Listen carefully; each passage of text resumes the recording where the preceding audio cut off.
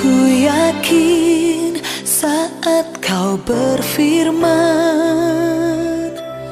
ku menang saat kau bertindak. Hidupku hanya ditentukan oleh perkataanmu.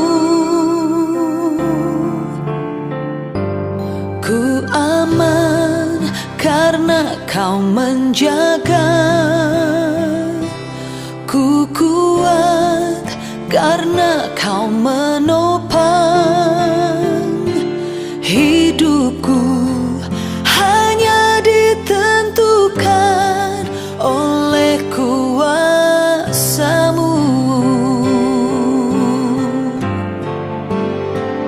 Bagi Tuhan tak ada yang mustahil. Bagi Tuhan tak ada yang tak mungkin. Mujizatnya disediakan bagiku. Ku diangkat dan dipulihkannya. Selamat pagi Bapak Ibu, Saudara-saudari yang terkasih di dalam Tuhan kita Yesus Kristus. Salam sejahtera untuk kita semua. Kita bersyukur di pagi hari ini Tuhan menganugerahkan kehidupan yang baru buat kita, dan Tuhan menganugerahkan hari yang baru untuk kita jalani. Sebelum kita menjalani kehidupan kita di hari ini, firman Tuhan akan menyapa kita. Namun sebelum itu, mari kita satukan hati kita bersatu di dalam doa. Kita berdoa. Ya Tuhan, kami bersyukur buat kehidupan yang Engkau anugerahkan. Kami akan menjalani hari kami, aktivitas. Namun sebelum kami menjalani aktivitas kami merindukan firman-Mu menyapa kami sebagai kekuatan kami. Berbicaralah ya Bapa, demi Kristus Yesus kami berdoa. Amin. Bapak Ibu, Saudara-saudari, firman Tuhan yang menyapa kita di pagi hari ini diambil di dalam kitab Joel 2 ayat 13. Kami akan membacakan untuk kita sekalian. Beginilah firman Tuhan. Koyakkanlah hatimu dan jangan pakaianmu. Berbaliklah kepada Tuhan Allahmu, sebab Ia pengasih dan penyayang, panjang sabar dan berlimpah kasih setia, dan Ia menyesal karena hukumannya. Bapak Ibu, saudara-saudara yang terkasih di dalam Tuhan kita Yesus Kristus, dalam sebuah hubungan antara dua orang atau dua kelompok atau dua golongan masyarakat ataupun dua negara, tentunya hubungan tersebut memiliki ikatan perjanjian atau dikatakan kesepakatan bersama. Tentunya juga kedua belah pihak akan sama-sama mendapatkan serta menjalankan hak dan kewajiban dan tanggung jawab di antara dua belah pihak. Dalam kesepakatan tersebut juga memiliki hukum atau konsekuensi jika ada pihak yang tidak menjalankan kesepakatan bersama. Sama halnya dengan hubungan antara Allah dan umatnya. Tentu umat Israel sebagai umat pilihan Allah bukan tanpa alasan. Pasti Allah memiliki misi yang agung melalui umat yang dipilihnya. Hubungan antara Allah dan umat pilihannya juga pasti memiliki ikatan perjanjian dan hukum. Misalnya, seperti janji tanah dan bangsa yang besar kepada Abraham, dan kepatuhan terhadap hukumnya ataupun firman-Nya. Kita melihat juga para nabi yang merupakan utusan Allah selalu menyuarakan kebenaran firman Allah kepada umatnya sebagai tanda adanya hubungan yang erat antara Allah dan umatnya. Kita melihat bahwa bangsa Israel sebagai umat pilihan Allah tidak selamanya menjalankan apa yang menjadi kesepakatan bersama. Terlihat misalnya seperti yang disuarakan oleh Nabi Yeremia, Nabi Yesaya, Nabi Amos, dan nabi-nabi yang lainnya. Pada pembacaan kita di pagi hari ini, firman Tuhan yang menyapa kita juga mau mengingatkan berita pertobatan kepada umat Allah melalui pemberitaan Nabi Joel. Cukup menarik Bapak Ibu, saudara-saudari yang terkasih di dalam Tuhan kita. Jika kita melihat mulai dari pasal 1, Nabi Joel sedang menyuarakan tentang pertobatan kepada umat Allah, tentunya dengan melakukan puasa dan doa. Dengan melakukan puasa, dengan melakukan doa, itu adalah cara untuk bertobat, seperti yang disuarakan oleh Nabi Joel. Dan kemudian di pasal 2 ayat 12 juga masih dalam tahap ajakan untuk melakukan pertobatan dengan melakukan puasa dan doa. Yang cukup menarik melalui firman Tuhan yang menyapa kita di ayat 13 adalah ketika Nabi Yoel menyuarakan pertobatan hati. Menyuarakan pertobatan hati dengan menggunakan kata, koyakkanlah hatimu.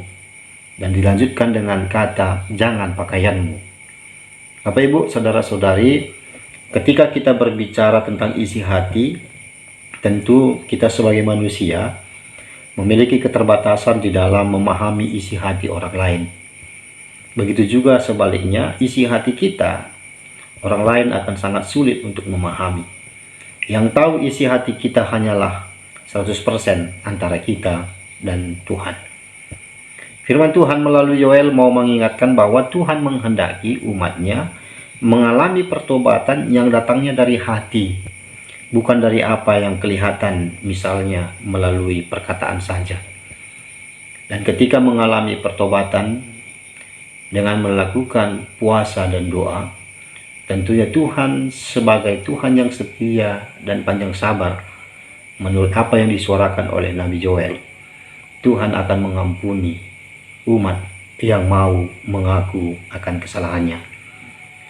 Firman Tuhan melalui Yoel juga mau mengingatkan bahwa Tuhan menghendaki ketika kita mengungkapkan pertobatan kepada Tuhan harus melalui tindakan. Firman Tuhan juga mengingatkan bahwa Allah adalah sumber pengasih dan pengampun bagi setiap orang yang datang mengaku kesalahannya serta bertobat dari perbuatan-perbuatannya yang mendukakan hati Tuhan. Sama seperti kita sebagai manusia, ketika ada orang yang mengaku bersalah, menyesali akan perbuatannya, ketika kita membuka hati, memakai perasaan, tentunya kita juga akan membuka hati untuk mengampuni orang yang mengaku kesalahannya kepada kita. Bapak Ibu, dan jika kita tetap dalam keberdosaan, maka Tuhan akan mendatangkan penghukuman bagi umatnya. Perlu kita ketahui bersama bahwa hukum Allah adalah kasih. Dan ketika dia memberikan hukum kepada umatnya bukan karena kebencian dan bukan karena dia lebih berkuasa. Tetapi secara teologi penghukuman di dalam kitab para nabi berbicara tentang Allah, berbicara tentang kasih Allah. Allah tidak ingin umatnya hidup di dalam keberdosaan dan bercacat. Kita sebagai umat Allah di dalam Yesus Kristus juga disapa dan diingatkan kembali bahwa kita memiliki hubungan atau ikatan dengan Allah di dalam Yesus Kristus. Maka dari kita memiliki tugas untuk mengindahkan hubungan dengan Allah untuk mematuhi dan menjalankan kehendak-Nya dengan merespon keselamatan serta menjaga kebaikan Allah dengan berbuat kebaikan. Kita memiliki kewajiban untuk selalu memancarkan kebaikan dan pengampunan, sama seperti Allah yang selalu setia dan mengampuni. Begitu juga dengan kita, selalu setia di dalam firman-Nya dan mau mengampuni di dalam kehidupan kita. Tuhan memberkati kita, Tuhan melindungi kita dalam setiap aktivitas yang kita lakukan. Amin. Mari kita bersatu di dalam doa. Kita berdoa. Tuhan, kami bersyukur buat firman-Mu yang menyapa kami. Biarlah kiranya Tuhan yang mengajari kami untuk mampu kami melakukan firman-Mu di dalam kehidupan kami. Tuhan, pada kesempatan ini kami berdoa buat jemaat Tuhan yang ada di GBK Perunggun Balikpapan. Begitu juga dengan jemaat Tuhan yang ada di wilayah Pos PI Penajam. Kami mendoakan setiap hamba Tuhan, pendeta kami, pikaris, pertua dan diaken yang Engkau pakai untuk melayani di GBK Perunggun, Balikpapan dan Pos PI Penajam. Engkau berikan hikmat kepada mereka dalam menjalankan tanggung jawab yang Engkau berikan. Kami juga berdoa buat setiap pengurus PJJ, pengurus kategorial, kepanitiaan. Tuhan berkati juga kehidupan mereka di dalam mereka memakai diri untuk melayani Tuhan melalui talenta-talenta yang ada. Kami berdoa buat semua jemaat Tuhan, Engkau berkati kehidupan mereka, kesehatan mereka. Engkau berkati juga setiap usaha yang mereka lakukan, dan setiap rumah tangga mereka juga kami serahkan ke tangan Tuhan. Mungkin pada saat ini ya Bapa, sedang dalam persiapan untuk perayaan-perayaan Natal.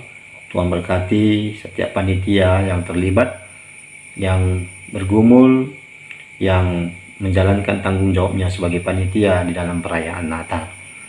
Bapak yang terkasih, pada kesempatan ini juga kami berdoa, jika ada jemaat Tuhan yang dalam pergumulan kesehatan, kami mendoakan biarlah Tuhan yang menjamah, sehingga jemaat Tuhan yang bergumul khususnya di dalam kesehatan Engkau sembuhkan dan Engkau berikan sukacita bagi kehidupan mereka. Terima kasih ya Bapa, kehidupan kami serahkan ke tangan-Mu saja, dan kami akan menyempurnakan doa ini seperti doa yang Tuhan ajarkan kepada kami. Bapa kami yang di surga, dikuduskanlah nama-Mu, datanglah kerajaan-Mu, jadilah kehendak-Mu di bumi seperti di surga. Berikanlah kami pada hari ini makanan kami yang secukupnya, dan ampunilah kami akan kesalahan kami, seperti kami juga mengampuni orang yang bersalah kepada kami. Dan janganlah membawa kami ke dalam pencobaan, tetapi lepaskanlah kami daripada yang jahat. Karena Engkau yang punya kerajaan dan kuasa dan kemuliaan sampai selama-lamanya. Amin. Ya, terima kasih Bapak Ibu Saudara-saudari. Salam sejahtera, salam sehat untuk kita semua.